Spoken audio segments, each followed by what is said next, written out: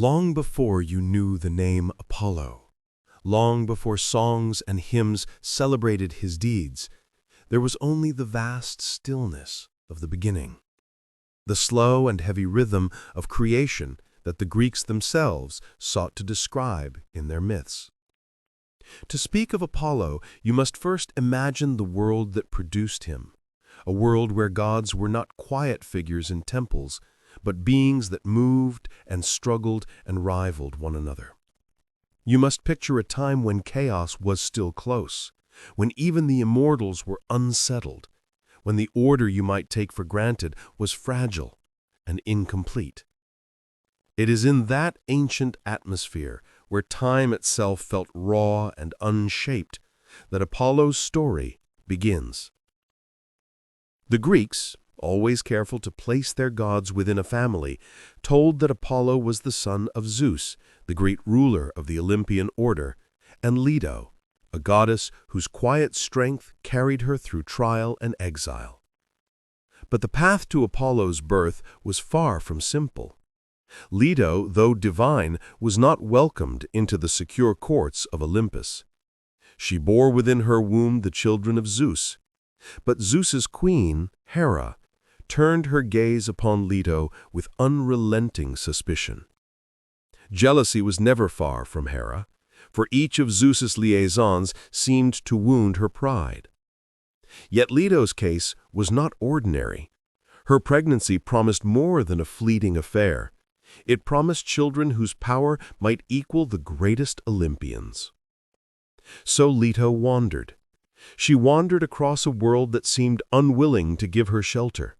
No land, it was said, dared to take her in, fearing Hera's wrath.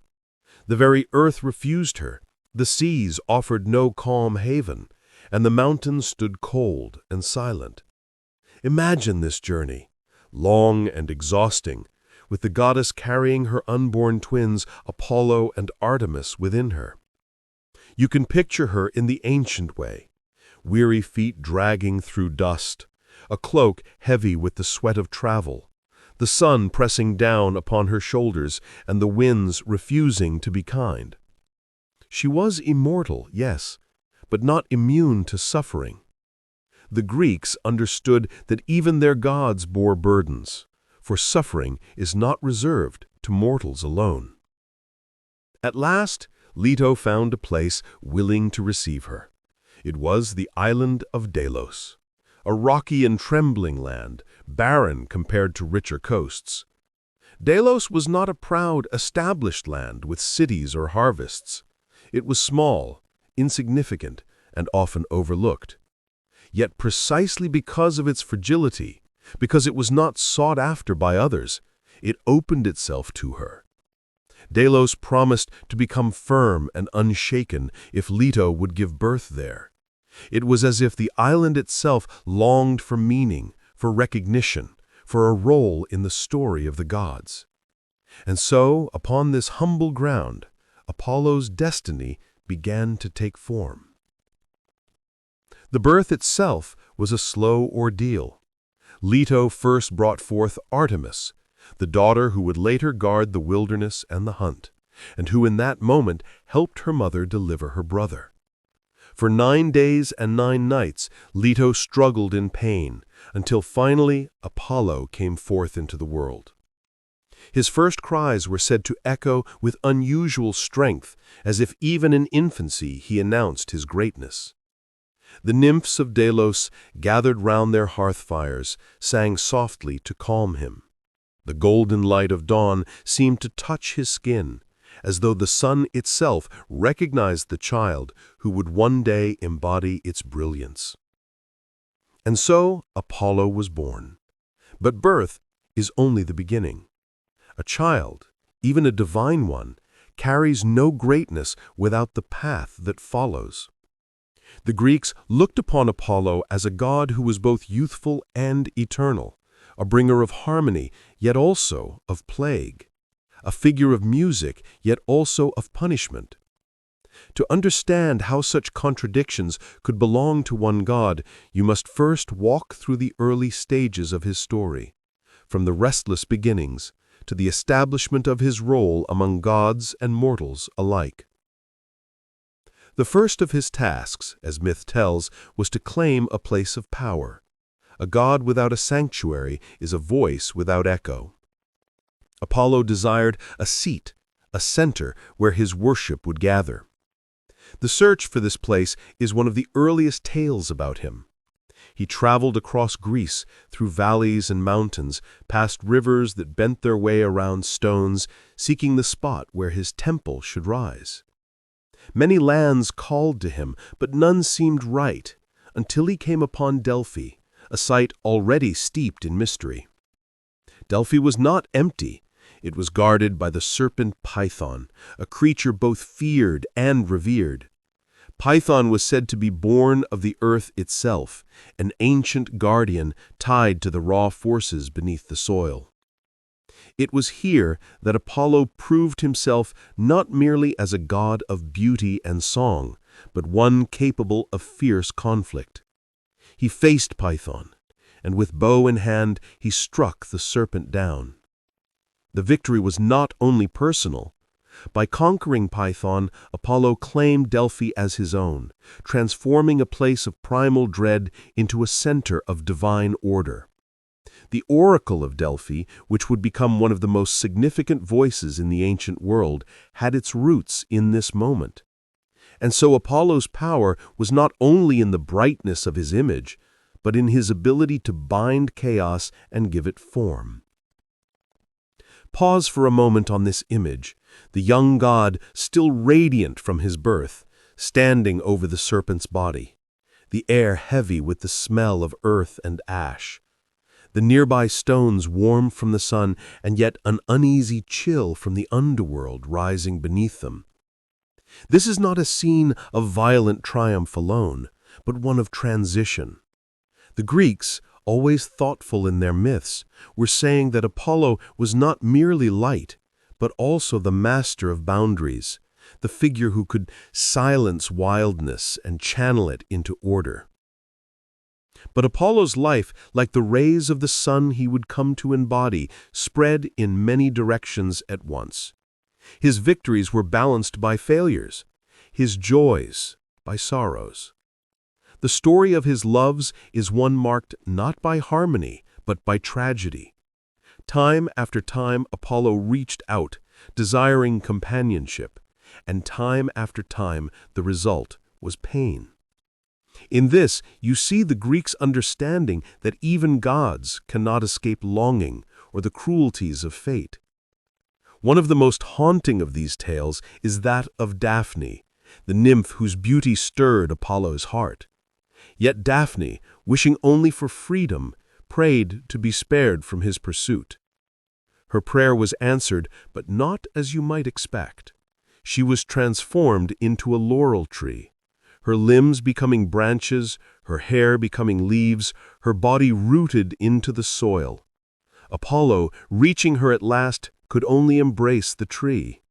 In sorrow he declared that the laurel would forever be his sacred plant, a symbol of victory and poetry. Here you see the strange mixture of Apollo's nature. Desire turned into loss, loss turned into sacred meaning.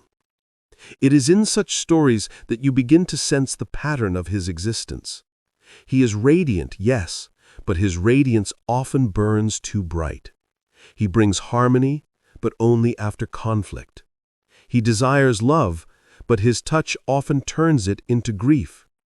To fall asleep to these stories is not to enter into a world of perfect peace, but to drift through a landscape where even the gods struggled with contradictions, where beauty and pain walked hand in hand. And so, the first part of Apollo's tale leads us here to the threshold of understanding. You now know the story of his birth, his early claim to power, and his first experiences of longing. But what comes next is the deeper shaping of his identity, how he became not just a radiant youth, but a god tied to prophecy, music, and the rhythms of human life. After the defeat of Python and the claiming of Delphi, Apollo's presence in the world grew stronger. You must imagine Delphi as the Greeks knew it, a place not of grand marble, as you might picture from later centuries, but a sacred hollow in the mountains. A place where the rock itself seemed to breathe, and where a spring whispered endlessly from beneath the stones. Pilgrims would climb the winding path up the slope, past groves of laurel and clusters of wild thyme, the air sharp with mountain wind. They would come in hope of an answer, for Delphi was no ordinary sanctuary.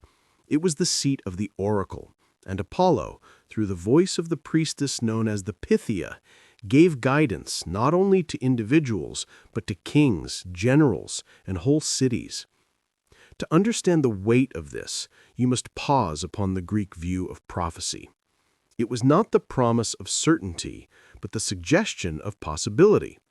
An oracle rarely gave direct instruction.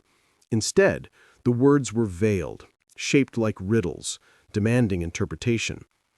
This ambiguity reflected Apollo's own nature, clear as light yet elusive as a shifting shadow.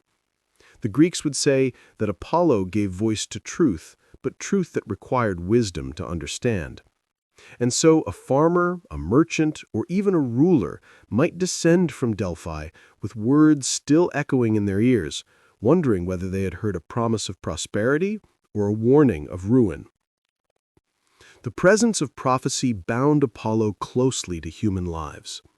When plagues struck a city, when drought threatened the harvest, when war stood on the horizon, leaders would turn to Delphi. Apollo, radiant and aloof as he might seem, became a figure deeply entwined with human survival. It was not only through prophecy that he touched lives, but also through healing. He was said to hold the power both to bring disease and to take it away. In this, again, you see the contradiction. A god of light who could burn as easily as he could warm. The Greeks told of Apollo sending arrows of plague upon armies, striking men down with fever, yet also blessing those who honored him with the skills of medicine. His son, Asclepius, would later embody that healing power more fully, but its roots were in Apollo's hand. The god was not only prophecy and healing, however. He was music itself, the sound of the lyre, the harmony that soothed restlessness.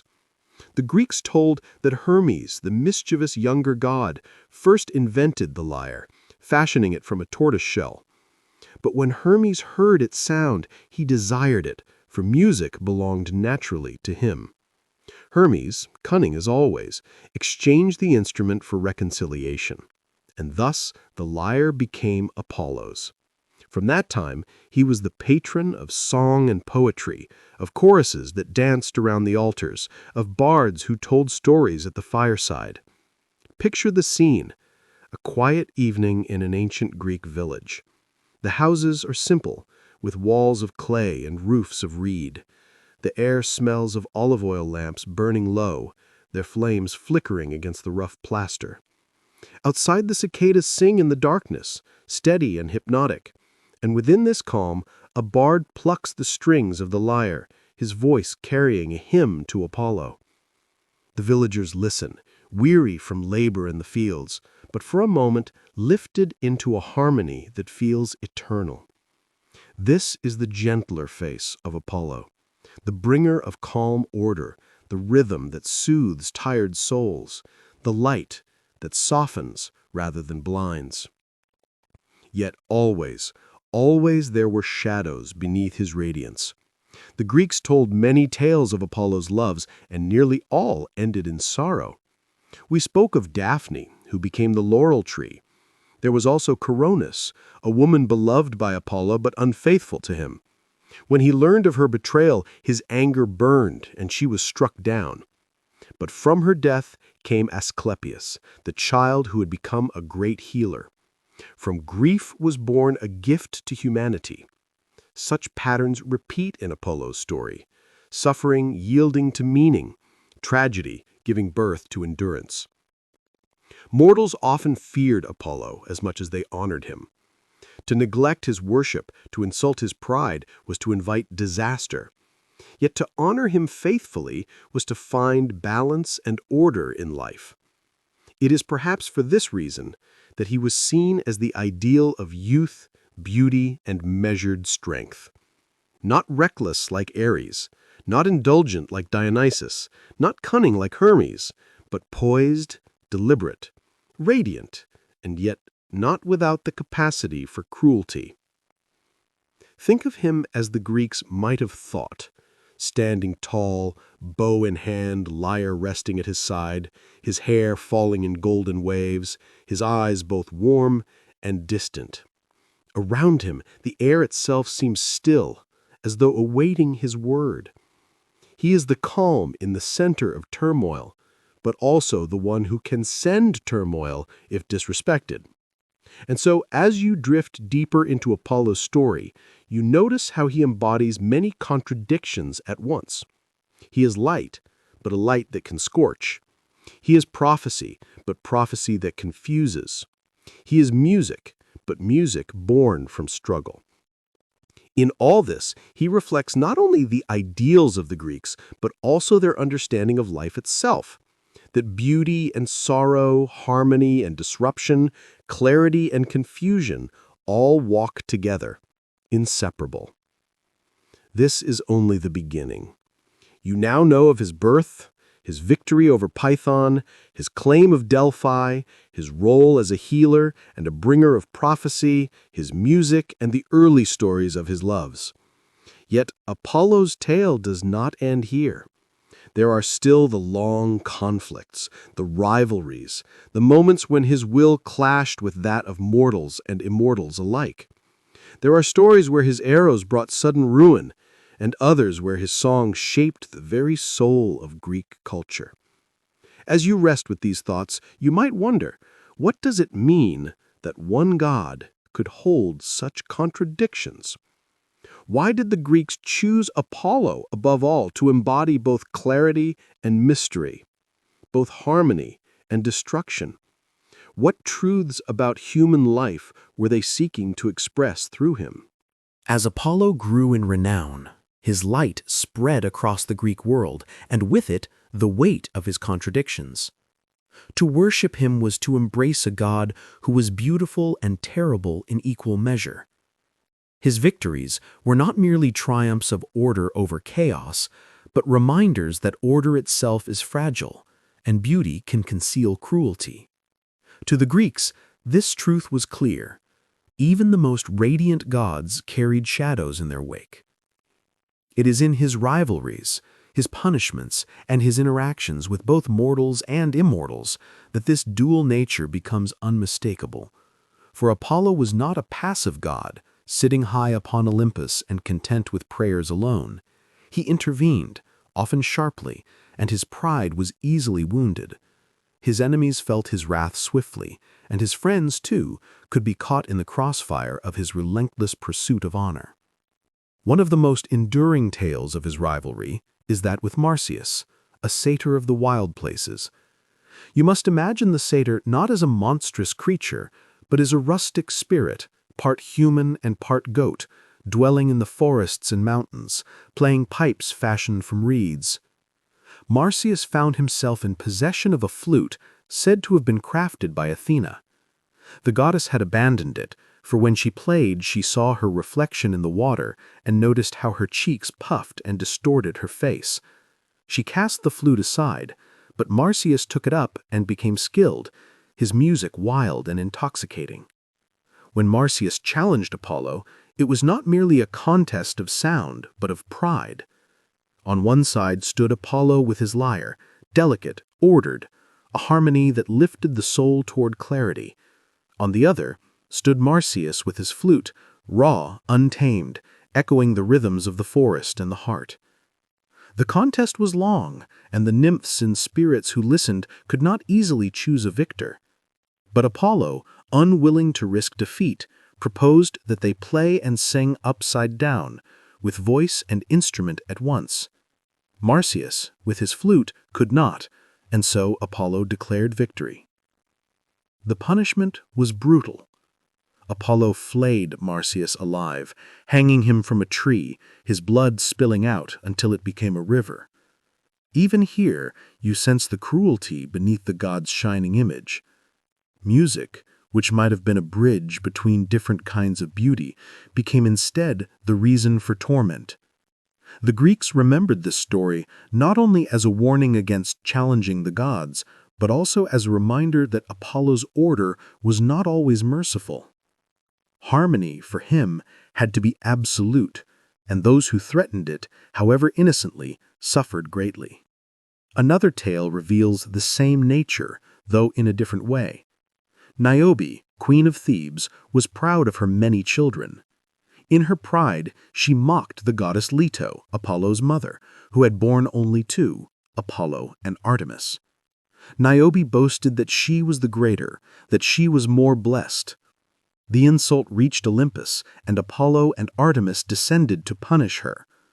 With their bows, swift and merciless, they struck down all of Niobe's children, in some versions all but one, in others all without exception.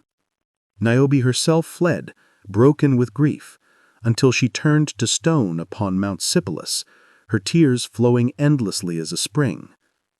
Again, you see Apollo's nature, the same radiant god of song and prophecy, now revealed as pitiless in defense of his honor and that of his mother. To the Greeks, this story held meaning, not merely as a myth of divine wrath, but as a lesson in hubris. Mortals who dared compare themselves to gods invited destruction. Yet it also leaves one uneasy, for Niobe's pride cost her dearly, and the suffering seems more than the fault.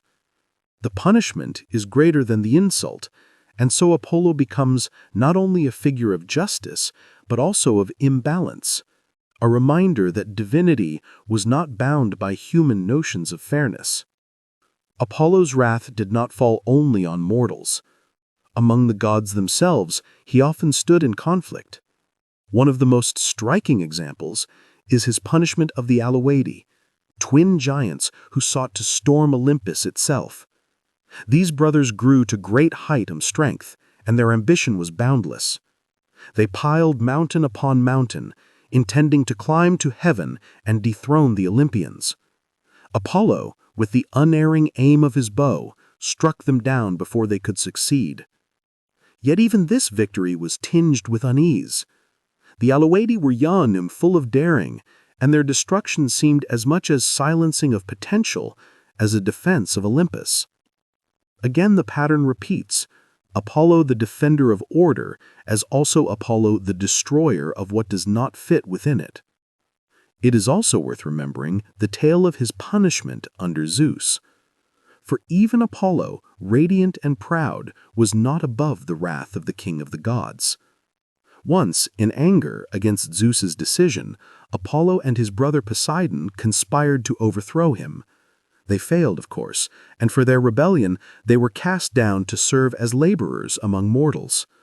Imagine Apollo, who had stood so tall with bow and lyre, now building walls for the city of Troy, working with mortal hands under mortal masters.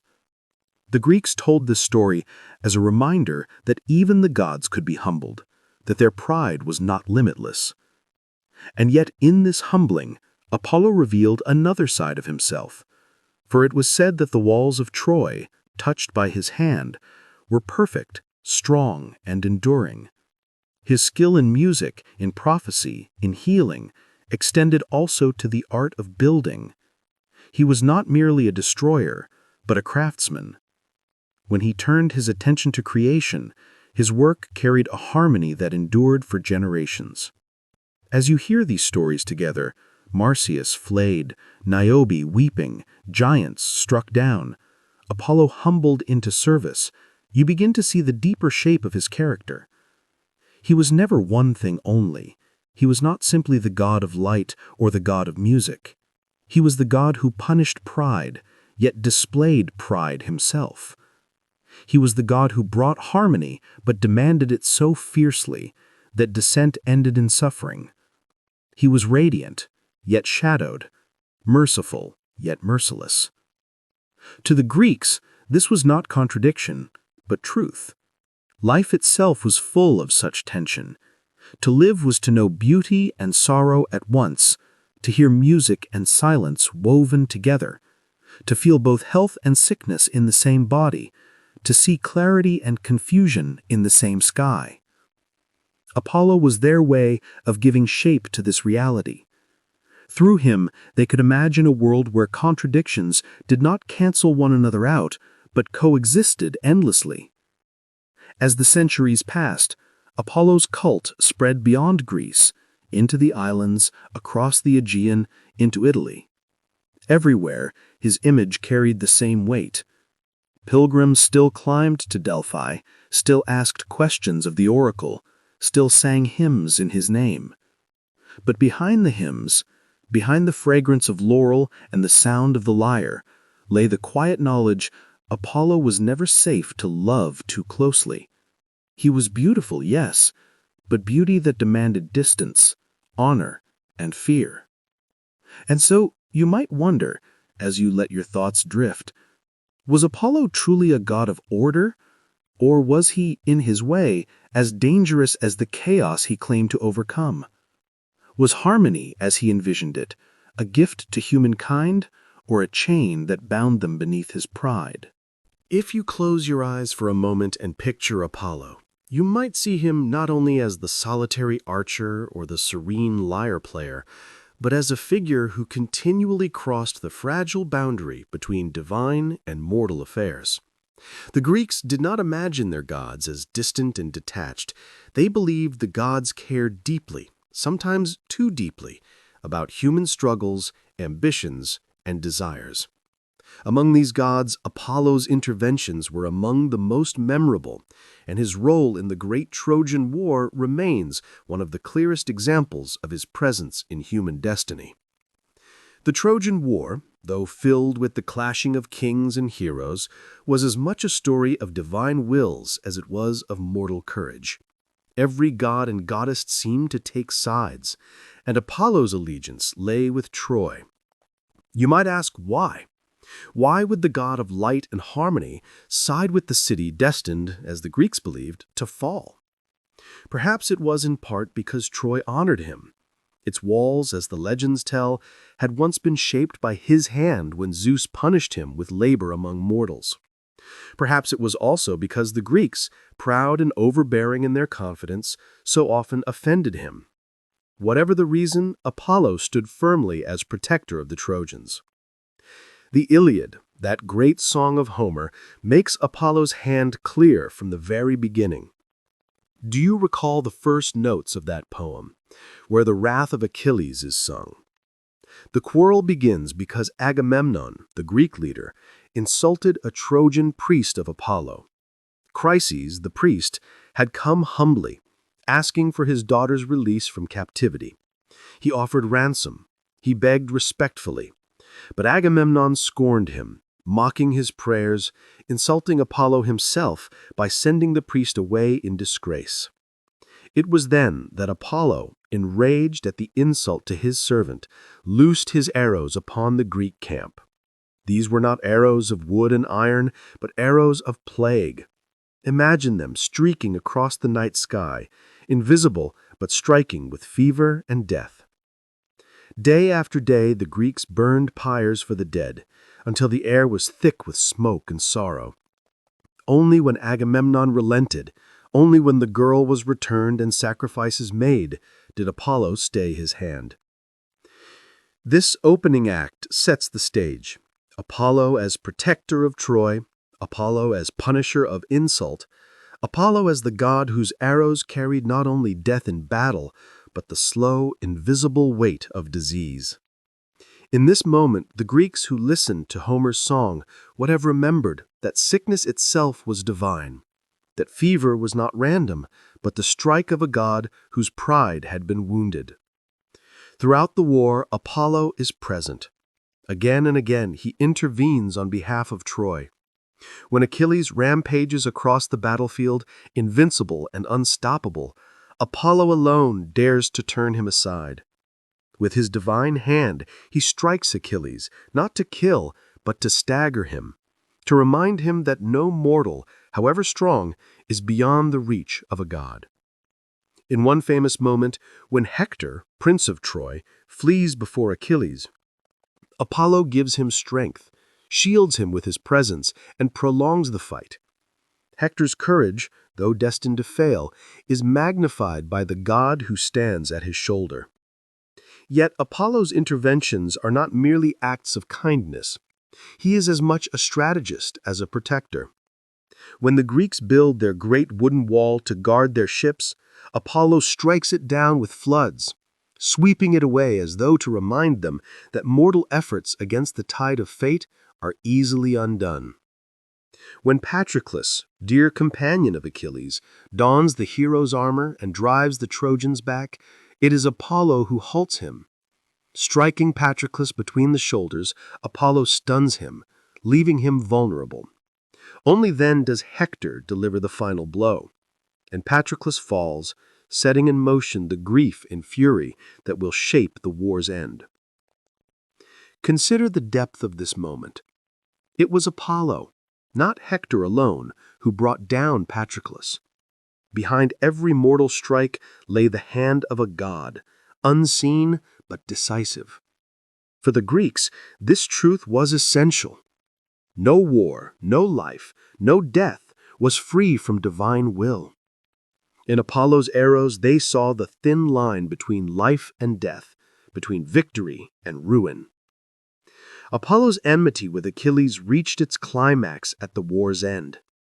When Achilles finally slew Hector, dragging his body mercilessly around the walls of Troy, Apollo watched with mounting anger. To dishonor the dead was an insult not only to Hector, but to the god himself, who had shielded the Trojan prince through so many battles. In Homer's words, Apollo encircled Hector's body with a protective mist, keeping it whole despite Achilles' cruelty, so that the sight of defilement would not bring shame to Troy. Later still, when Achilles met his own death, it was Apollo's hand that guided the arrow. Paris, the Trojan prince, was no great warrior, no equal to Achilles. Yet as he loosed the bow, Apollo steered the shaft to its mark, the vulnerable heel of the hero. And so Achilles fell, undone not by brute force, but by divine will. It is a striking image, the greatest of warriors brought low, not by strength, but by the careful guidance of Apollo's hand. When you think of these stories together, you begin to see Apollo not merely as a participant in the war, but as its hidden architect. He shaped its beginning with plague, sustained its middle with intervention, and brought its climax with the fall of Achilles. To the Trojans, he was their shield, their ally. To the Greeks, he was their adversary, a god whose arrows brought despair. Yet both sides knew that without Apollo, the war could not unfold as it did. His presence was not optional, but essential. It is important, too, to remember how this aligned with his wider nature. For if Apollo was the god of light, then even in war he revealed clarity. The Greeks understood the war as an event shaped by fate, and fate, though harsh, was also illuminating. It stripped away illusions.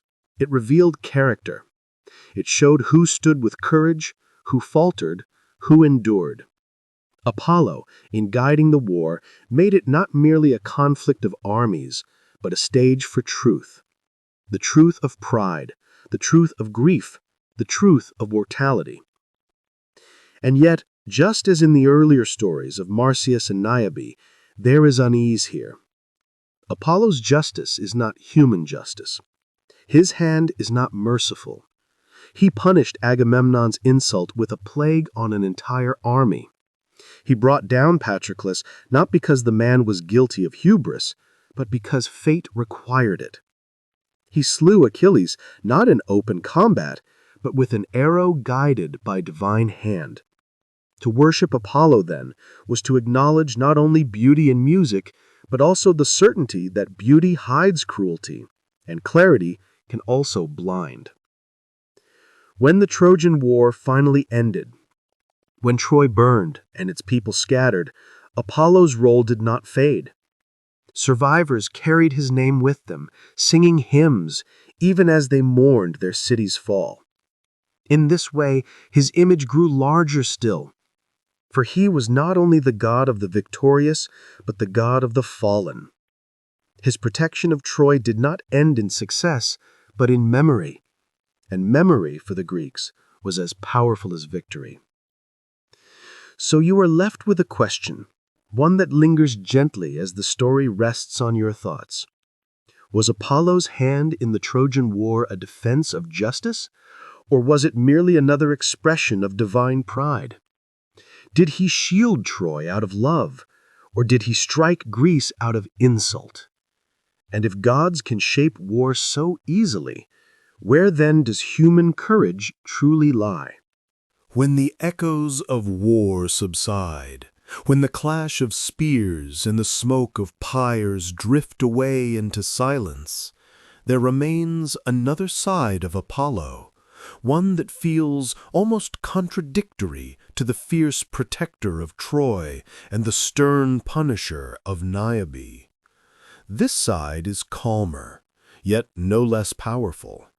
It is the Apollo who spoke not through the thrum of arrows, but through the hush of prophecy, who healed sickness even as he carried it, and who guided whole cities in their search for order. To the Greeks, Apollo was not a god confined to battlefields alone. He was also a god of peace, of temples and sacred groves, of quiet voices that carried across centuries. Perhaps the most enduring image of this Apollo lies at Delphi. Imagine the long, winding path up the slope of Mount Parnassus. Pilgrims from every corner of the Greek world would climb this road, their footsteps raising dust, their hands carrying offerings, bronze tripods, carved figurines, bowls of honey, even treasure of gold. They came not for war, not for music, but for knowledge. For it was at Delphi that Apollo spoke through his oracle, the Pythia, the woman who sat upon the sacred tripod and gave voice to the god's will. The story of Delphi begins with conquest. Long before Apollo claimed it, Delphi was said to belong to Gaia, the earth goddess, or to an ancient serpent known as Python. Some say Apollo, newly come into power, slew Python with his bow and claimed the site as his own, establishing his temple there as the center of prophecy. From that moment forward, Delphi was his, a place not of darkness and earth alone, but of clarity, light, and truth. And so the oracle became the most famous in Greece. If you close your eyes, you might see her, the Pythia, seated upon her tripod in a dark chamber, the scent of laurel leaves and burning incense heavy in the air. Some ancient writers describe her as falling into a trance, her voice uttering words strange and fragmented, while the priests nearby shaped them into verses, delivering them to waiting petitioners. Kings, generals, city-states, and humble farmers alike all came to hear Apollo's words. Should we go to war? Should we build this temple? Should we plant this crop? What fate awaits my family? The god's words through the oracle guided them all. What made Delphi remarkable was not only that it existed, but that it endured. For centuries the oracle spoke, shaping decisions that affected wars, migrations, alliances, and laws. Imagine the weight of it. A city might choose to found a colony across the sea, to uproot its people and sail into the unknown simply because Apollo's oracle declared it. A king might hesitate at battle, delay an invasion, or launch it with fiery haste because of a single phrase. And though the oracle's words were often veiled, spoken in riddles or layered in ambiguity, people believed them deeply because they believed Apollo's clarity shone through even the riddles. This trust in Apollo as the god of prophecy reflects something essential about the Greek way of seeing the world. They believed that knowledge of the future was not simply curiosity, it was survival. To act without guidance was to stumble in the dark. But to act with Apollo's counsel, however obscure, was to walk in the light, even if the path was narrow and harsh. At Delphi, too, Apollo became a god of community. The site was declared a neutral sanctuary, a place where Greeks from rival cities could meet under truce, bound by the god's peace. The Pythier Games, held in his honor, brought together athletes and poets, not for war, but for competition in music, sport, and art. Here was Apollo not as warrior, not as avenger, but as patron of harmony, harmony of song, of body, of mind. Yet prophecy and harmony were only part of his gentler nature. There was also Apollo the healer. It may seem strange to us that the same god who brought plague with his arrows could also cure it, but to the Greeks this was no contradiction. They saw him as the bringer of disease because he was its master, and what he could unleash, he could also withdraw. His very son, Asclepius, became the god of medicine, taught by Apollo himself in the arts of healing. Think of the countless small sanctuaries scattered across the Greek world where people came with fevers, wounds, or grief. They would dedicate offerings to Apollo, sometimes inscribed with the details of their illness. In return, they hoped for relief. Even today, fragments of such offerings survive, scratched on stone or clay. Prayers for sight to be restored, for pain to be eased, for children to be saved. Apollo's presence, whether real or imagined, brought comfort in times when disease could devastate whole families and towns. And Apollo's healing was not only of the body, but of the mind. His music, his lyre, and his hymns were believed to soothe madness, to bring calm where chaos reigned. Picture the sound of a lyre plucked in a quiet courtyard at dusk, its notes rising against the glow of firelight. To the Greeks, this was not only art, but medicine for the soul, a reminder that order could be found even in sorrow. And it is here in the balance of his nature that Apollo reveals himself most clearly. He was never only the god of punishment or prophecy. He was both, light to reveal and arrows to destroy, music to soothe and plagues to strike, healing to restore and riddles to confound. Perhaps this duality is what made him so central to Greek belief.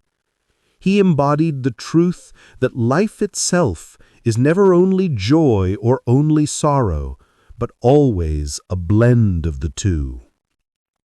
But let us linger a little longer at Delphi, for here was Apollo's presence most tangible to those who lived in the ancient world. When a city consulted the oracle, the priests required purification. Offerings were given, sacrifices made. The god's favor was not demanded, but requested with care. In this ritual, the Greeks practiced humility before the divine. For all their boldness in war, for all their pride in art and thought, they knew that Apollo's voice was not to be taken lightly. Consider, too, the architecture of the temple itself. Though now only fragments of columns remained, once it stood tall, adorned with treasuries built by city-states eager to display their wealth and gratitude. Gold gleamed in the sunlight, bronze reflected the fire, and carved inscriptions lined the stones. One such phrase, carved in enduring letters, still whispers its wisdom: "Know thyself." This, the Greeks believed, was Apollo's deepest command, not to seek only the future, but to understand the present, not to demand certainty, but to recognize one's limits. And so Apollo's oracle did not simply tell fortunes. It shaped thought. It reminded kings that they were mortal, reminded cities that power was fleeting, reminded each listener that knowledge without self-knowledge was dangerous. In this way, Apollo's voice carried not just commands, but philosophy. Yet even as we dwell on his gentleness, it is impossible to ignore the shadows. For the oracle's riddles could mislead as easily as they could guide. Many who trusted Apollo's words found themselves ensnared in disaster. The Greeks never imagined their gods as distant, cold figures, entirely removed from the world of human beings. No, their gods walked among them, fell in love with them, punished them, envied them, and sometimes suffered with them. Apollo, perhaps more than most, embodied this closeness. He loved fiercely, often without restraint, and yet those loves almost always ended in sorrow. It is through these stories that one sees the gentler, more vulnerable side of Apollo, a god whose light could not shield him from grief. One of the most famous tales is that of Daphne, a nymph whose beauty captivated Apollo. He pursued her with passion, but she, desiring nothing of him, fled. Her father, the river god Peneus, hearing her cries for escape, transformed her into a laurel tree just as Apollo reached her. Imagine the scene, Apollo's hand stretched out, his breath quick with desire, only to find himself clutching bark instead of flesh, branches instead of hair. Yet even in that moment of loss, his love endured.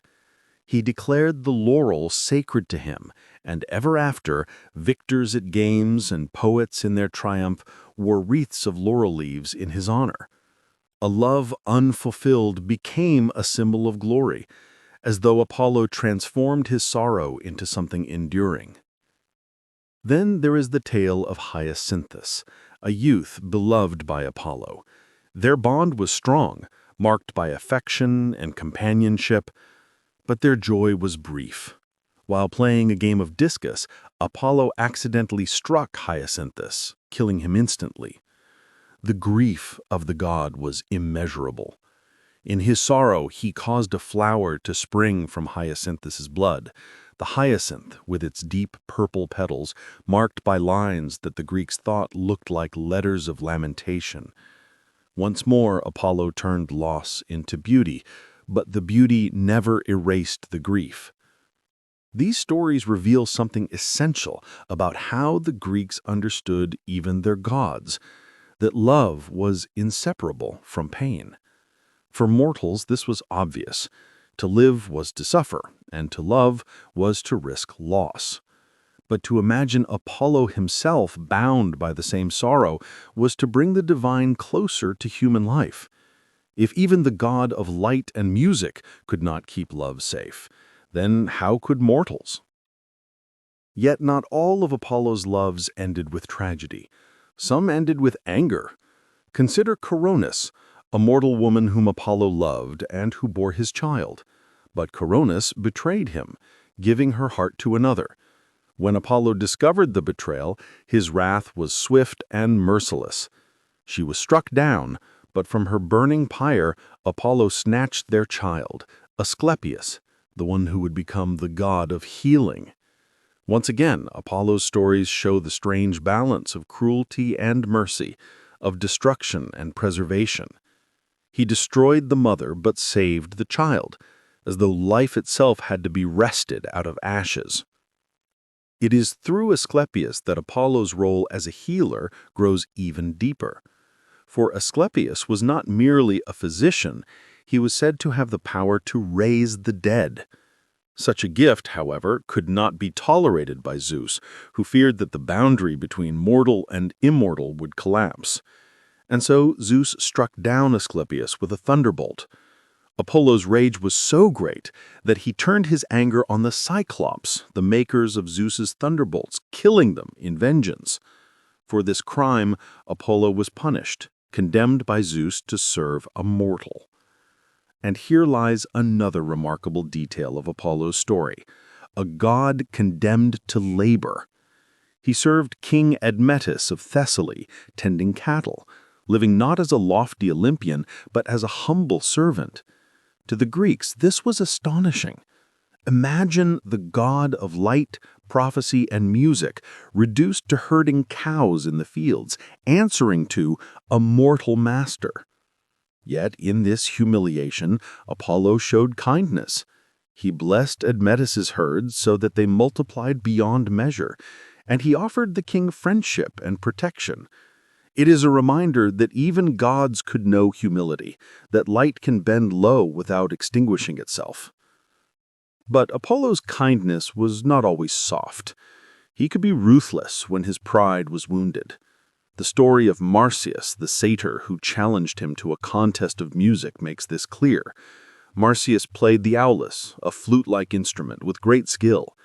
Emboldened, he dared to compete with Apollo, the master of the lyre. At first, the contest seemed equal, but Apollo, clever and proud, turned his lyre upside down and played it while singing, a feat Marsyas could not match with his flute. Declaring victory, Apollo punished Marsyas brutally. He flayed him alive, hanging his skin as a warning. What are we to make of this cruelty? Perhaps it is a reflection of the Greek view that hubris, arrogance in the face of the gods, could never be tolerated. Marsyas, though talented, had forgotten his place. Apollo, as a god, could not allow it. Yet the Greeks also remembered the suffering of Marsyas, and in some ways the tale reflects unease with Apollo's harshness. Even light, they knew, could burn as much as it could warm. It is striking to notice how often Apollo's stories are shadowed by dualities: love and grief, music and cruelty, healing and plague, service and vengeance. He is never one thing only. And perhaps that is why he mattered so much to the Greeks, because his contradictions mirrored their own lives. They knew that beauty and suffering were bound together, that joy was fragile, that power could be dangerous. When you consider these stories together, Daphne, Hyacinthus, Coronis, Asclepius, Admetus, Marsyas, you begin to see Apollo not only as a god, but as a mirror of human fragility. He was not untouchable, not remote. He loved and he lost. He raged and he suffered. He could heal and he could harm. His light did not banish shadows, but cast them more sharply against the ground. But yet perhaps this is precisely why people turned to him. For in Apollo's contradictions lay the contradictions of life itself. To worship him was to accept that clarity and confusion, health and sickness, joy and sorrow were all part of the same pattern. His stories did not resolve those tensions, they embodied them. So when pilgrims came to Delphi, when they listened to the oracle's voice, they were not expecting perfection, they were expecting truth. Not truth as a single clear line, but truth as the Greeks understood it, layered, difficult, riddled, full of light and shadow.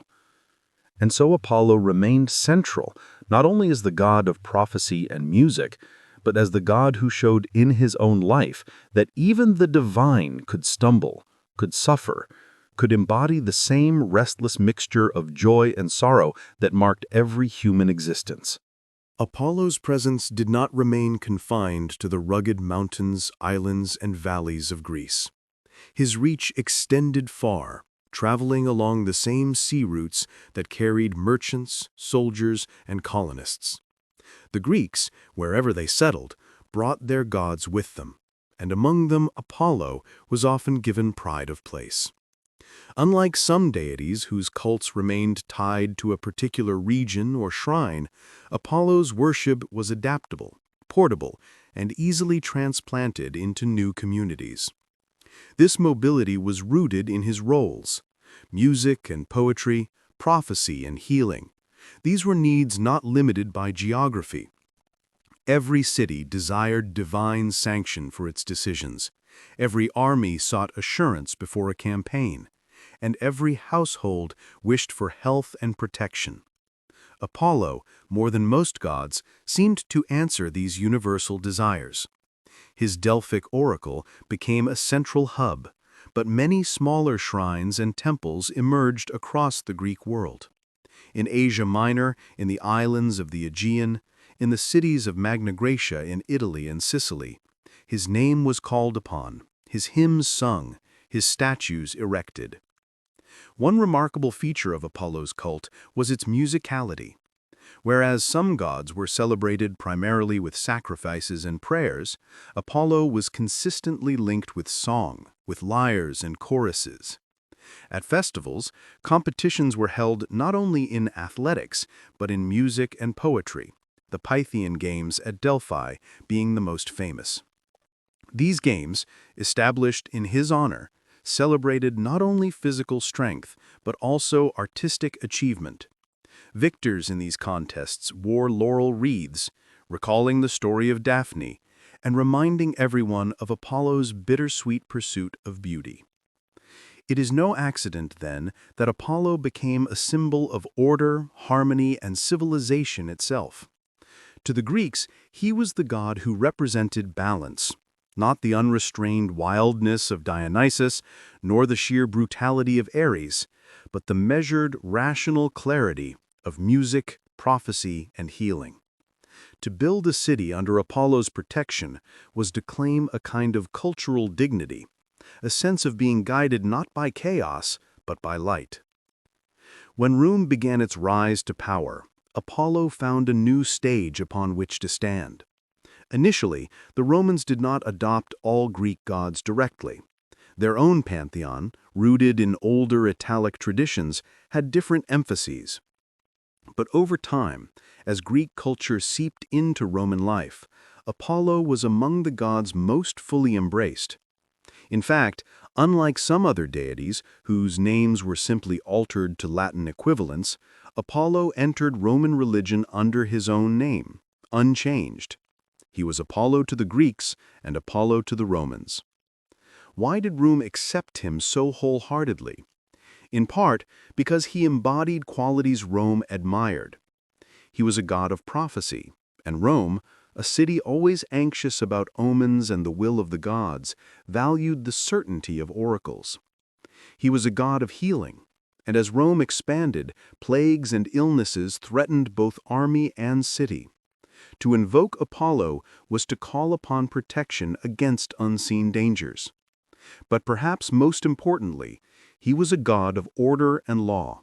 Rome, with its deep obsession with civic order, with laws, with structure, found in Apollo a divine mirror of its own ideals. One turning point came during the late Republic, in 431 BCE, when a devastating plague struck Rome. The Sibylline books, Rome's collection of sacred prophecies, instructed the people to build a temple to Apollo Medicus, Apollo the healer. This temple was erected outside the city walls, a reminder both of his protective role and his Greek origins. From this moment onward, Apollo's name was firmly linked to Rome's survival and well-being. But it was in the age of Augustus, Rome's first emperor, that Apollo truly became a central figure of Roman religion. Augustus carefully fashioned his image as the restorer of peace after years of civil war. He needed a god to embody this message, a deity who could stand as patron of harmony, civilization, and renewal. He chose Apollo. Augustus claimed that Apollo had favored him personally, that his victory at the Battle of Actium, the decisive clash between Antony and Cleopatra in 31 BCE, had been won under Apollo's protection. Near the site of his house on the Palatine Hill in Rome, Augustus built a magnificent temple to Apollo, richly adorned with art, sculptures, and a vast library. Here, Apollo was not merely the god of music and prophecy, he was the divine patron of the new Roman order.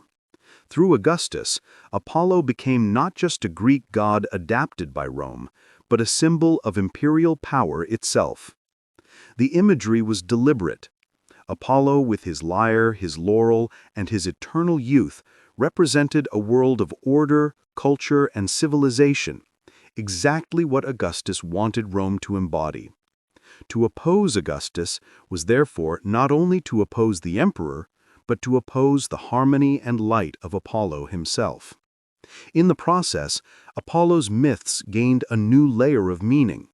His struggle against darkness, chaos, and hubris was aligned with Rome's own struggle against civil disorder and foreign threats.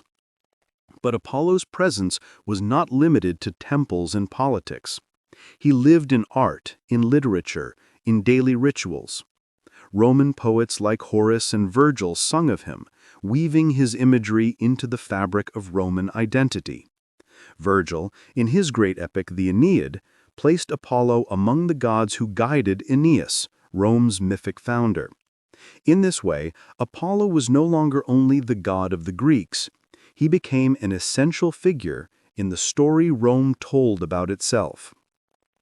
Even in the ordinary lives of citizens, Apollo mattered. Festivals in his honor included music and theater, reminding people of his link to beauty.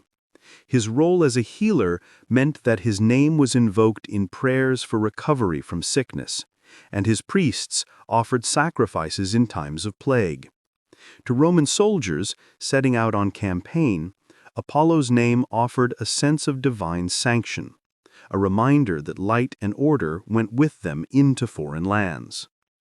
But yet, despite all this grandeur, the Romans did not entirely reshape Apollo. Unlike other gods who were merged or transformed, Apollo remained recognizably Greek. This too is significant. It suggests that even as Rome absorbed Greece, it allowed Apollo to retain his unique character, as though he carried with him an authenticity that could not be altered.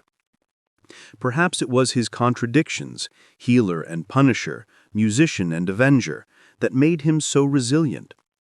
He could be everything Rome needed without losing the complexity that had made him essential to the Greeks. But Apollo's survival into Roman life also raises a deeper question. How could a god so closely tied to light, harmony, and rational order coexist with the darker, more chaotic forces that inevitably haunted empires? Rome was, after all, not only a place of law and order, but also of conquest, brutality, and blood. Could Apollo's light truly reconcile with the shadows of empire? That question lingers when we trace his legacy forward. For while Apollo became a symbol of Rome's greatness, the very contradictions that defined him never disappeared. He was still the god who loved and lost, who healed and destroyed, who guided but also punished. Rome embraced him, but in doing so, Rome also accepted the tensions he carried. His temples shone with marble brilliance, but his myths still whispered of grief and cruelty. It is here at this point in Apollo's journey that we can pause.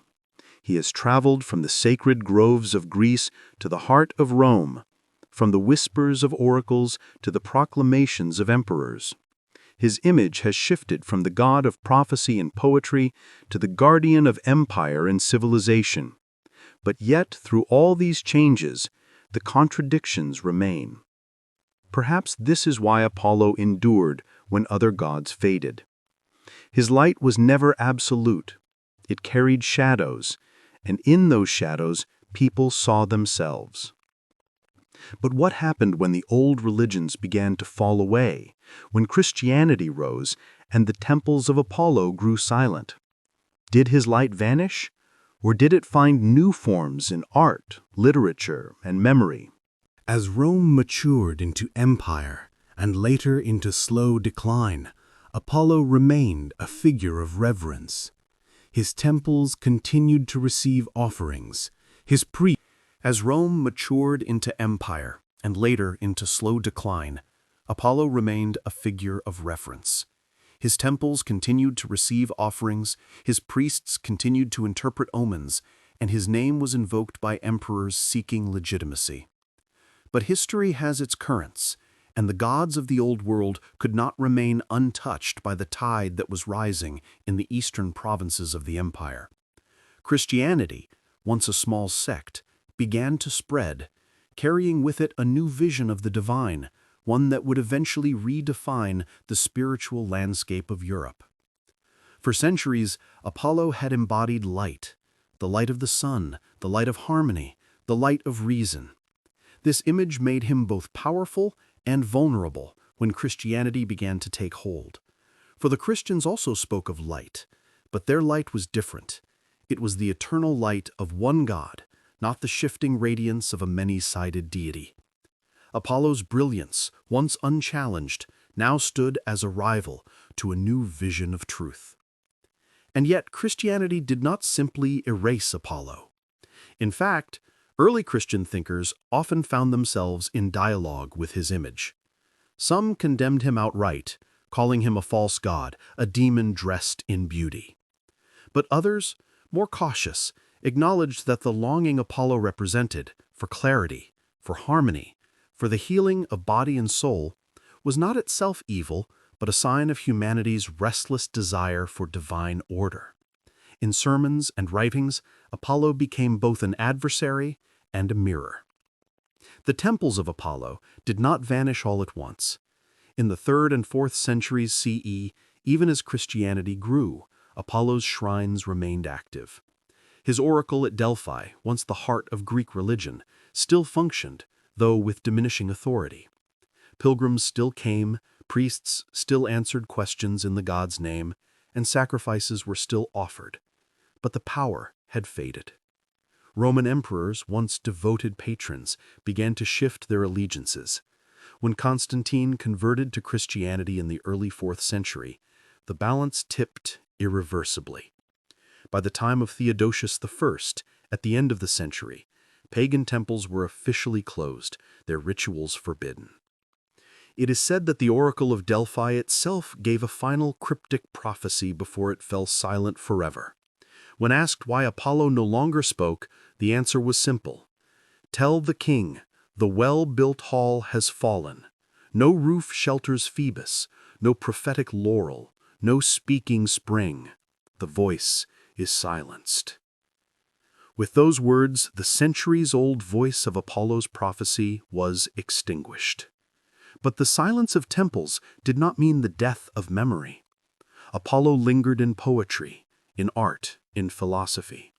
Writers of late antiquity, such as the Neoplatonists, saw in him a symbol of higher truths, a figure representing reason and cosmic harmony. For them, Apollo was no longer just a god of myth, but an emblem of the eternal order of the universe. Even as Christianity sought to replace him, thinkers found ways to interpret his presence in more abstract terms. One can imagine the melancholy of those last worshippers who stood before empty altars, who saw the laurel groves untended and the hymns unsung. To them, Apollo was not just a myth, but a living memory, a god who had shaped their world for generations. To watch his temples fall silent was not merely a change in religion, it was the end of a way of life, a fading of the harmony they believed had guided them for centuries. And yet, Apollo's image survived in unexpected places. Medieval scribes, though Christian, copied manuscripts of Greek and Roman literature where Apollo appeared. Artists, though painting biblical scenes, sometimes borrowed his features to depict Christ as radiant and youthful. In some ways, Apollo's light was absorbed, transformed, repurposed. He was no longer worshipped, but he lingered in culture like the afterglow of a sunset.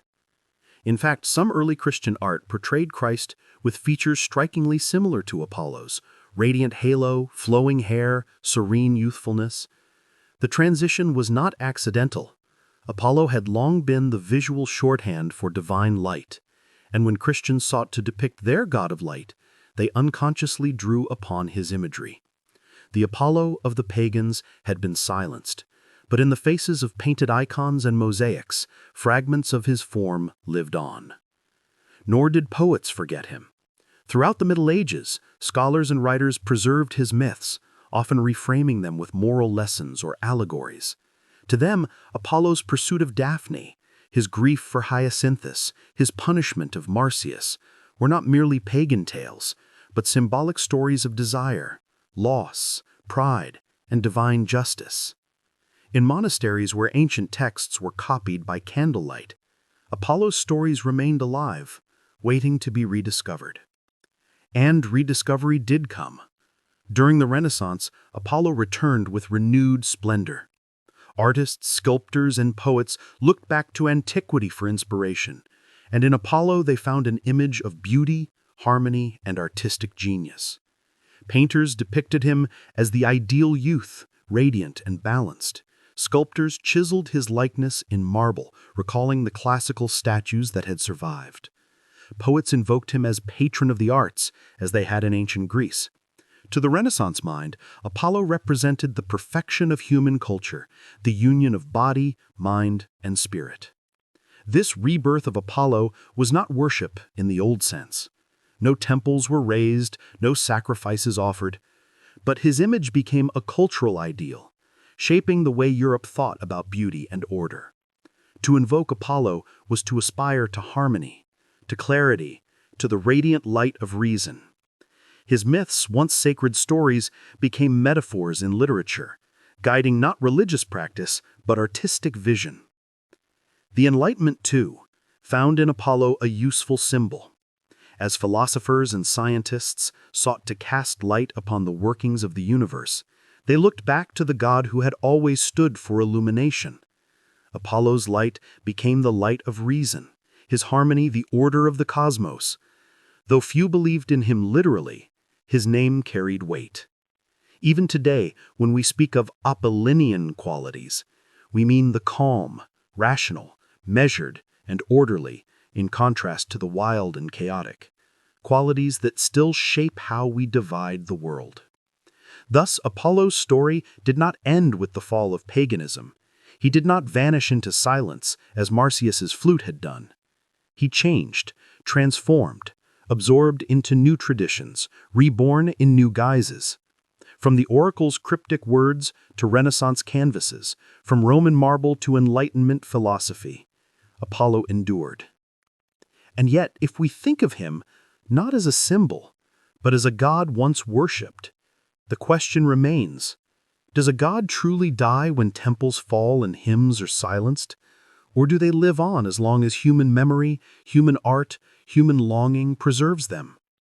Apollo, once the radiant god of light and prophecy, now exists in stories, in symbols, in echoes. But is an echo not still a kind of voice? The ancients believed that gods could fade if forgotten, but Apollo has not been forgotten. His light may have dimmed, but it has never gone out entirely.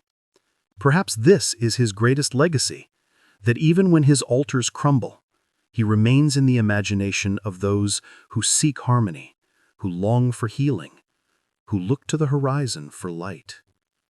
And so Apollo's journey, from Greek sanctuaries to Roman power, from Christian silence to Renaissance rebirth, raises a final question. Was he ever truly just a god of the ancient world? Or has he become something larger, a symbol of the enduring human desire for order, beauty, and meaning? You may have noticed, as we have followed Apollo through the ancient world, that his story never quite ends. The temples may have been abandoned, the statues broken, the priests dispersed, but Apollo has a strange way of reappearing, century after century, wearing new guises. His is not a story of simple survival, but of transformation, a migration from one form to another, always adapted to the needs of the age. When Christianity rose to prominence in Europe, many of the old gods vanished into obscurity, remembered only in hostile sermons or half-forgotten tales. Yet Apollo lingered. Unlike the darker, wilder figures of antiquity, he carried qualities that even Christians found difficult to condemn entirely. He was not chaos, nor deceit, nor excess. He was light, clarity, music, healing. And so, though his altars were destroyed, his name continued to echo in quiet corners of culture. In the monasteries of the Middle Ages, where monks worked long hours by candlelight, copying ancient manuscripts letter by letter, Apollo's name still appeared. In margins and passages of Greek poetry, in the retelling of Roman histories, his myths were preserved, sometimes reluctantly, but preserved nonetheless. One monk might scrawl in the margins a note calling Apollo a false idol, a trickster demon. Another might carefully reproduce his stories as part of preserving useful knowledge from the ancients. In this way, Apollo's memory never wholly disappeared. The medieval world, however, did not often depict Apollo with kindness. For them, he was a relic of paganism, a shadow of the old world. Yet he still appeared in allegory. Preachers might retell the myth of Daphne, the laurel tree maiden, not to honor Apollo, but to use it as a moral lesson about unbridled desire. Writers might mention Apollo's punishment of Marsyas, not as divine justice, but as a warning of pride. These were filtered interpretations, but they ensured Apollo's presence in the chain of memory. And then, in the 15th and 16th centuries, the Renaissance dawned. Across Italy and beyond, scholars rediscovered the old texts of Greece and Rome, bringing them out of the dimness of monasteries into the sunlight of new humanist thought. Apollo, radiant god of harmony and light, was reborn. Artists found in him a model for beauty. Poets invoked him as patron of inspiration. Scholars praised his association with reason, order, and the arts. Consider the works of the Renaissance masters. Painters such as Raphael and Botticelli gave Apollo a place in their canvases, not as a god to worship, but as a symbol of eternal youth and perfection. Sculptors looked to the ancient marbles, such as the Apollo Belvedere unearthed in Rome, and saw in them the ideal human form.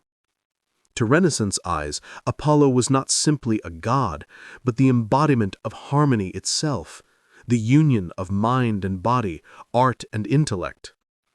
The Apollo Belvedere, in particular, became one of the most celebrated statues of the Renaissance. Poets described it as the very standard of beauty, the perfection of form that no other art could surpass. Standing in white marble, with his youthful features calm yet commanding, Apollo seemed to Renaissance thinkers the very image of civilization itself. He was not simply a god, but the representation of all that was ordered, rational, and beautiful in the human condition. From the Renaissance flowed the Enlightenment, and once again Apollo's light was invoked. Philosophers such as Voltaire, scientists such as Kepler, and writers across Europe turned to him as a symbol of reason. If the Enlightenment was an age of light, then who better than Apollo to stand at its symbolic center? He was invoked not literally as a god, but as a metaphor for the intellectual clarity they pursued. His light was no longer solar or divine, but rational, the clear illumination of truth against the darkness of superstition. Even in this new world of reason and science, Apollo's mythic stories continued to be told. His bow, once a weapon of plague, became in metaphor the power of nature's hidden forces. His lyre, once the source of harmony, became a symbol for the unity of mathematics and music, the harmony of the cosmos itself. Philosophers wrote of the Apollonian as the rational, ordered side of human nature, contrasted with the wild and emotional Dionysian. This distinction, first drawn in antiquity, became central to how modern thinkers understood human culture. But Apollo did not remain confined to philosophy and art. His name began to appear in more practical, earthly contexts. In medicine, for instance, Apollo's ancient role of healer lingered.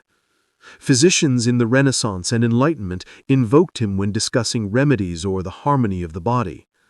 His association with the arts of healing carried into the language of medicine, shaping how Europeans thought about health and balance.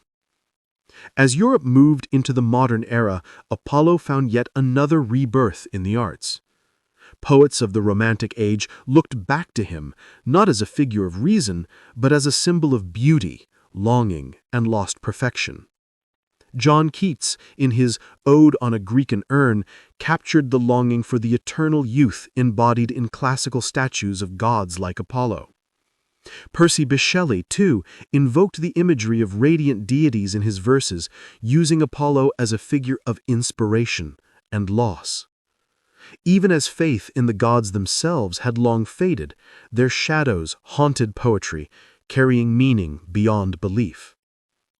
In music, composers invoked Apollo as patron of harmony.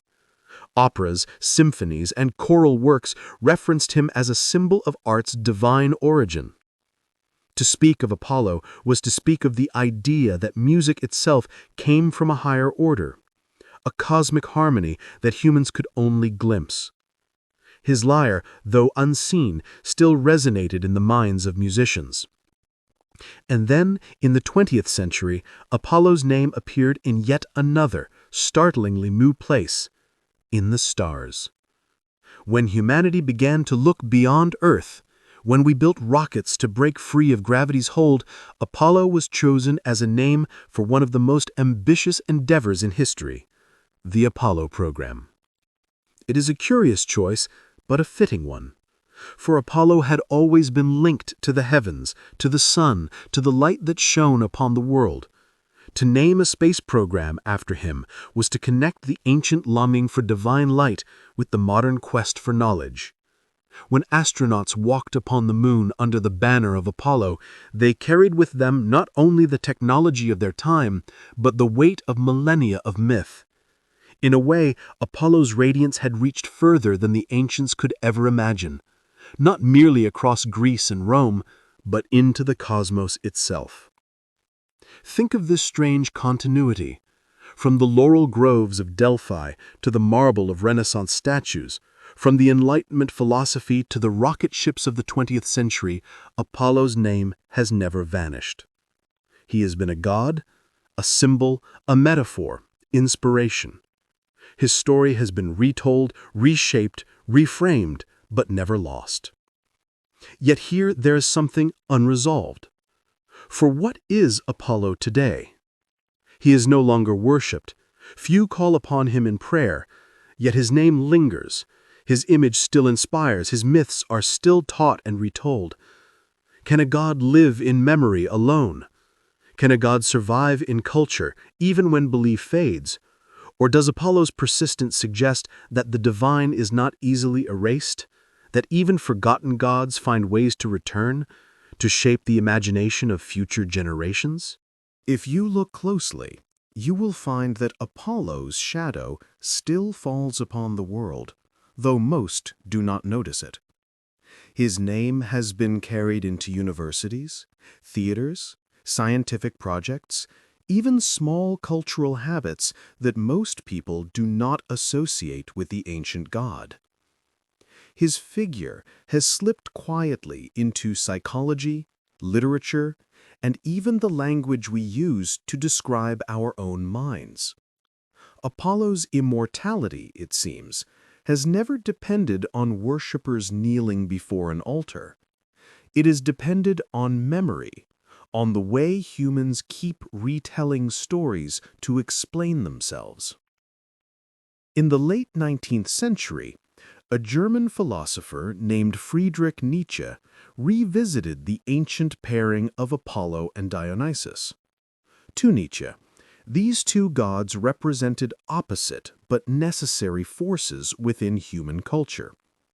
Apollo was clarity, form, restraint, the god of boundaries, of shape, of harmony.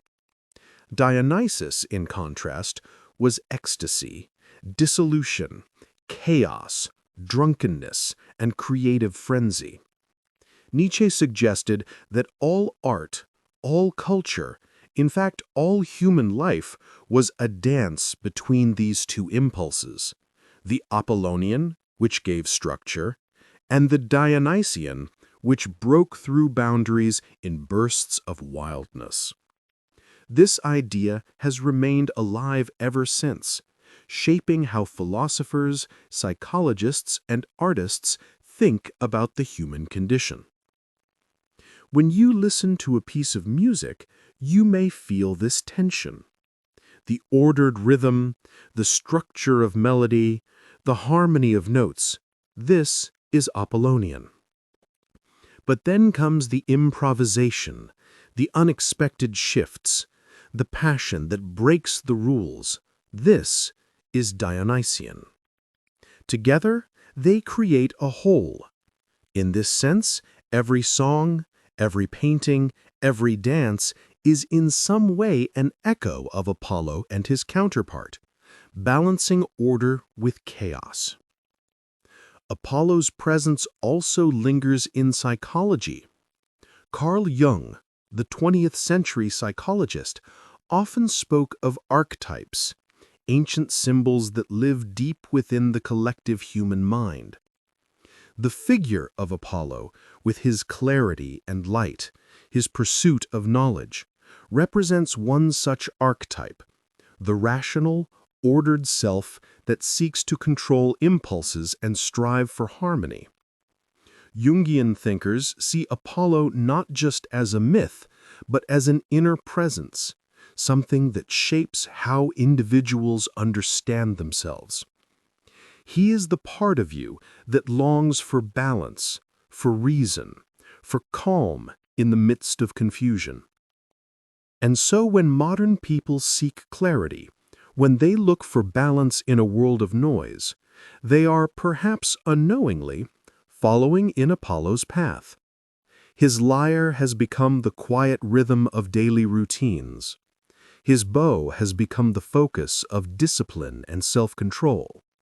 His healing hand has become the pursuit of wellness, both physical and mental. Though his temples lie in ruins, his qualities still move quietly through human lives.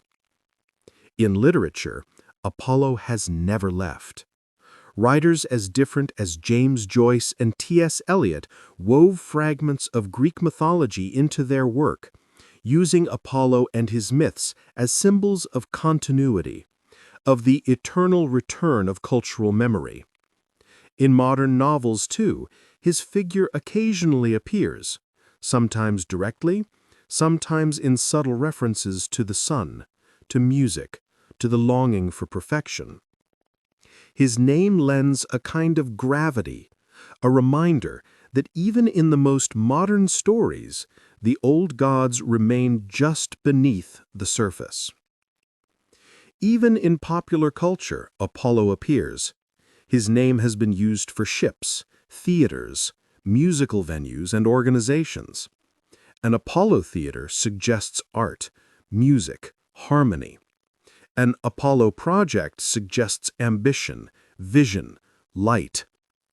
People may not remember the exact myths of the god, but they remember what he symbolizes: brilliance, achievement, elegance, inspiration. There is also something curious about the way Apollo remains associated with youth.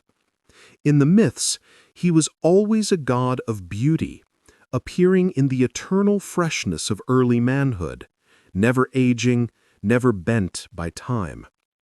That ideal has lingered.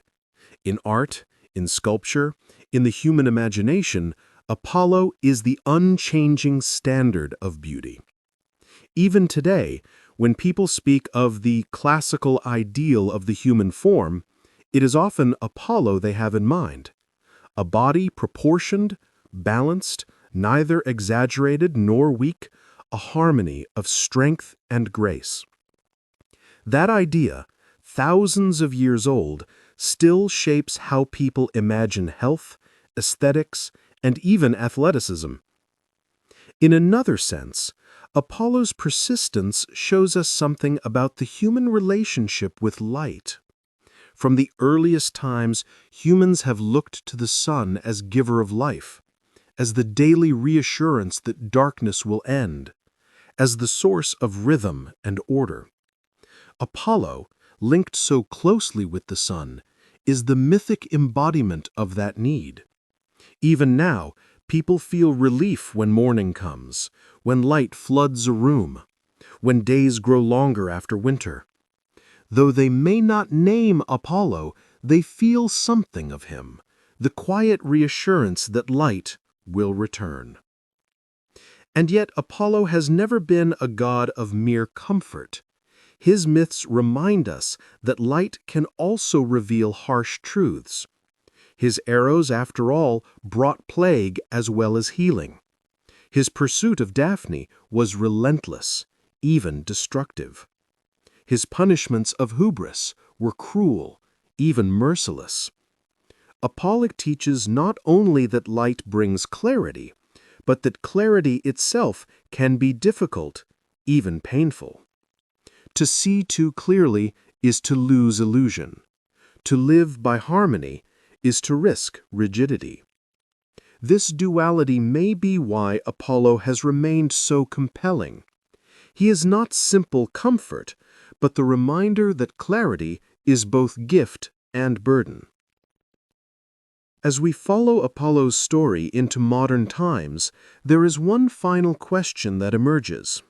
If gods survive not in temples, but in memory, if their immortality lies not in prayers, but in the way humans continue to tell their stories, then what does Apollo's endurance say about us?